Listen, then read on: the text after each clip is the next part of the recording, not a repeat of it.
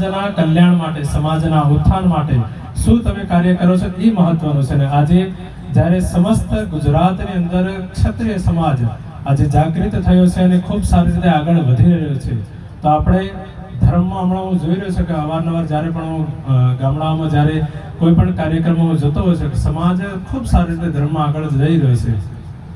સાથે ને સાથે સમાજના ઉત્થાનમાં અને શિક્ષણમાં પણ આટલું જ યોગદાન આપણું રહે, તો આવા સંમેલનોની એટલા માટે જ આપણે બધાને જરૂર હોય છે. આમ જોઈ રહ્યા છે કે આખા ગુજરાતની અંદર સમાજ ઉત્થાન કરી રહ્યો છે, તો આજે આપ સર્વને વાણીનાથ મંદિર તરફે એ સમાજના ઉત્થાન માટે જ બન્યું છે, સમાજના કલ્યાણ માટે બને છે. આપ સર્વ આ બંધારણનું પાલન કરશો એવી હું આશા રાખું છું. જ્યારે સમાજના ઉત્થાનની વાત આવતી હોય, એક જ થોડા દિવસના આયોજનની અંદર આટલા મોટા પ્રમાણની અંદર આપણે બધા ઉપસ્થિત થયા છીએ, તો સમાજ ચોક્કસ ખૂબ પ્રગતિના પંથે જાય છે એવો મને પાકો વિશ્વાસ છે. આજના આ કાર્યક્રમની અંદર જ્યારે આવા યુવાન લોકો આવું સરસ મજાનું આયોજન કરી રહ્યા છે અને સમાજને નેતૃત્વ પણ બતાવી રહ્યા છે કે આવું આપણે કાર્ય કરી શકીએ છીએ. અને ભગવાન વાળીનાથ માં આશાપુરાને હું પ્રાર્થના કરું છું આવી જ રીતે સમાજ આગળ વધતો રહે.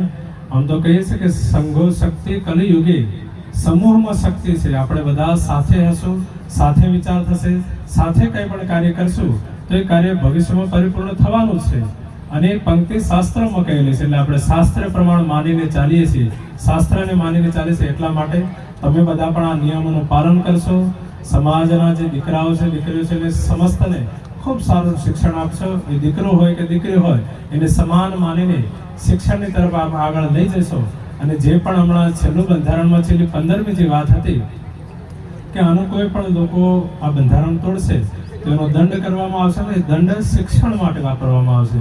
એટલે શિક્ષણથી જ સમાજનું ઉત્થાન છે. સમાજ ઉત્થાન તરફ જાય પ્રાર્થના કરું છું.